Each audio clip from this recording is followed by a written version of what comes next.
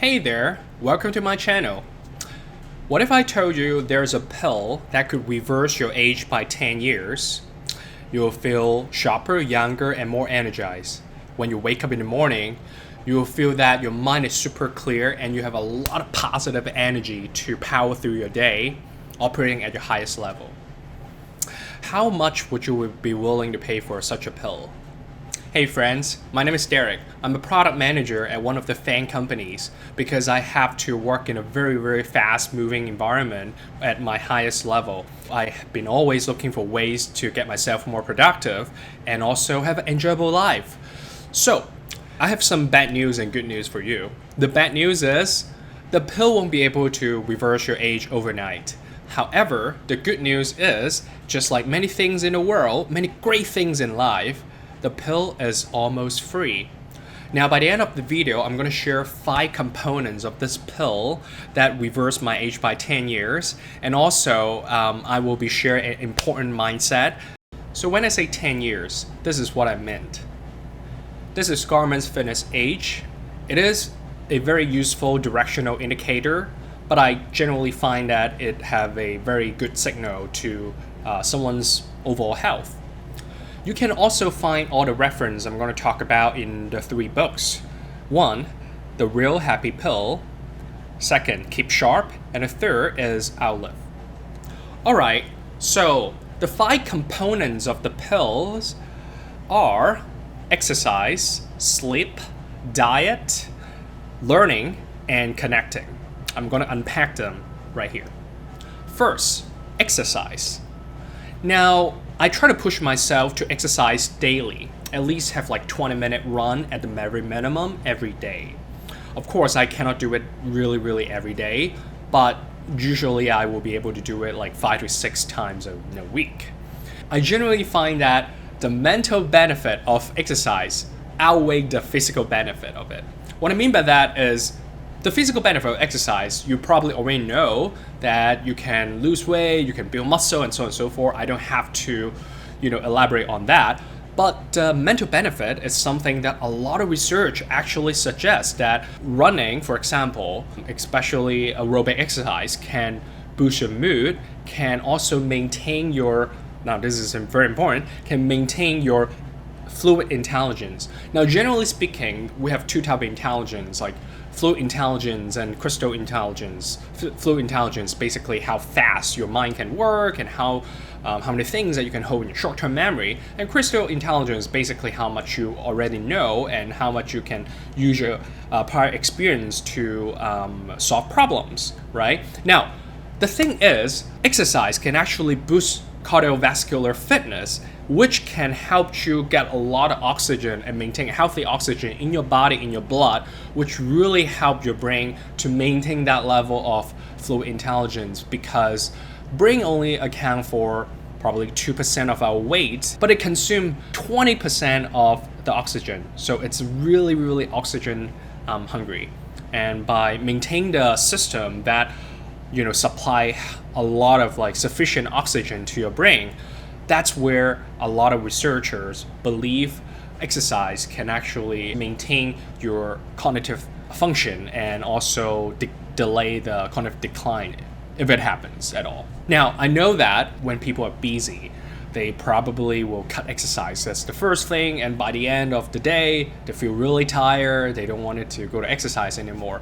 So generally, I found high-level things to do is to do the exercise first thing in the morning, right after you wake up, because it could boost your mood and give you a lot of positive energy, even just like 20-minute run, right? Get your heart rate up, and then you will have a lot of energy and a lot of positive mood to start and power through your day. You will basically hit your daily exercise goal anyways.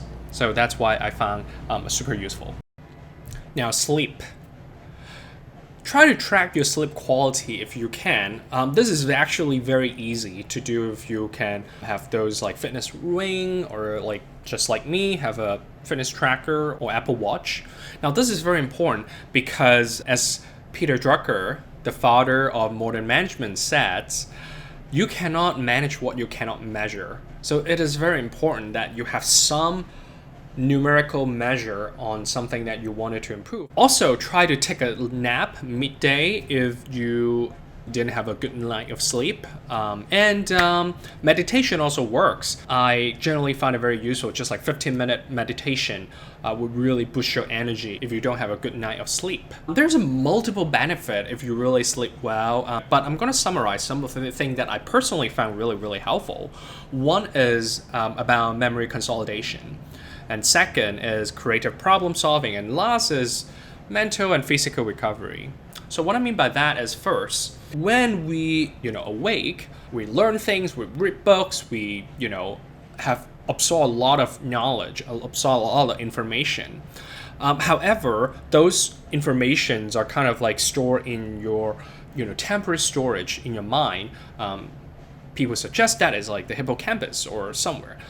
However, it really takes sleep to commit those temporary storage into long-term storage. So in other words, if you want to study for exam or something like that, it's actually better if you study and then take a sleep and then study again, because during sleep time, it will actually commit your memory from the short term to long term. And that is like super important for you to actually master a subject, something like that, if you prepare for exam. Now, creative problem solving, it's another thing that I found fascinating. And there's a lot of like anecdotal stories about that, but I can offer one personal story to you. So when I was in school, I was a math major. I also took a honor calculus class. And one of the things that was difficult is that my professor would give me additional problem set that is like really, really difficult. It's not something that I can just look at it and solve it in like 1 or 2 hours. It really required multiple days of thinking. Actually, I found that the best way to do it is that I study really, really intense and think about a problem on a whiteboard or just on a scratch paper, and then I probably didn't go anywhere. But then I have that problem in my mind. It's just like locked in the background, and I do something else. Maybe I go out for a run, or maybe and actually, a lot of time, I slip over those problems. And then when I wake up, suddenly, somehow, the problem was solved in my mind when I was sleeping. And then when I wake up, I had an inspiration how to solve the problem. I somehow have some ideas. I don't know where they come from. But a lot of times, and those ideas just work, and I just work it out.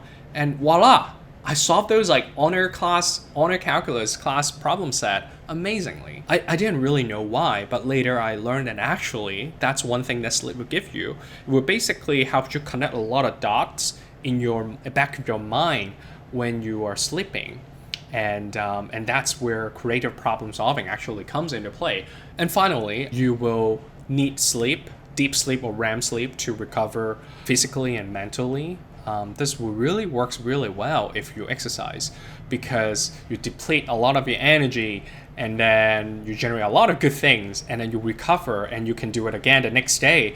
And it's just like a really virtuous cycle, right? Sleep, exercise, it sounds amazing. It is very amazing, and I personally can attest to it.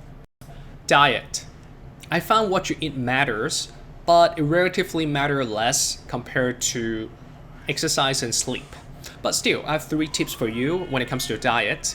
First is to have enough fiber. So fiber can be found in brown rice and vegetables and other stuff. However, if you don't have enough fiber in just your regular intake, you can try one of these.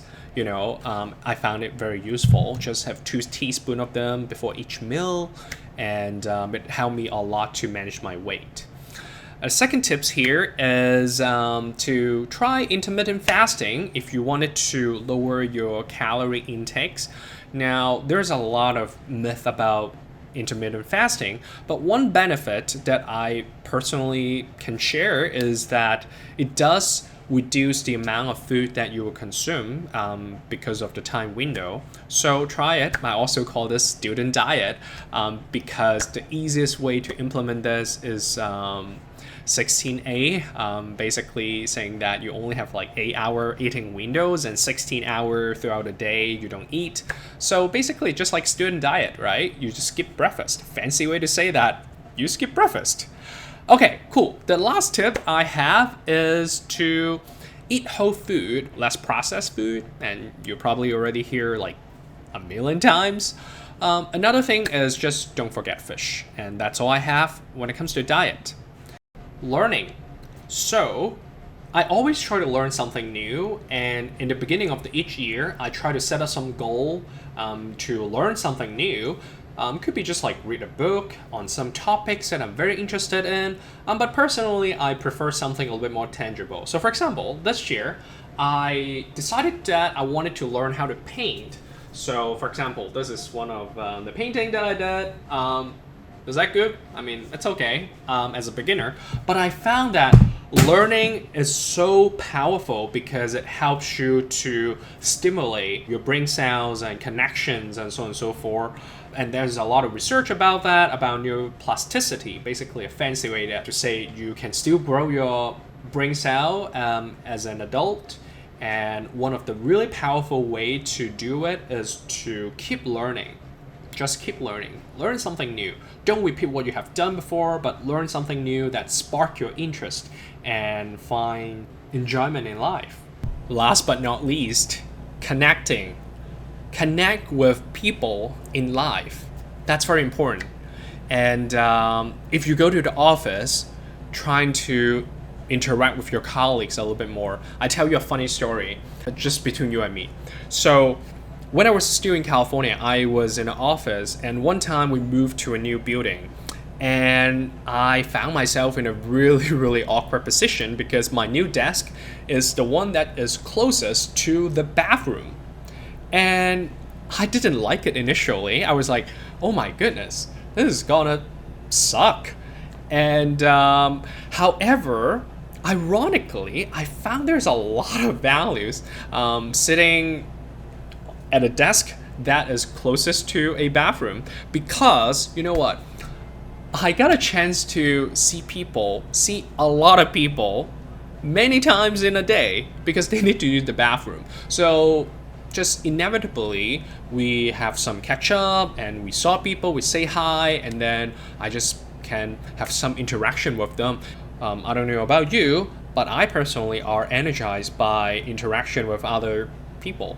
And some research in the books that I just talked about also showed that retirees, for example, one of the key predictor of their longevity and also the cognitive function is how social and how connected they are with other people.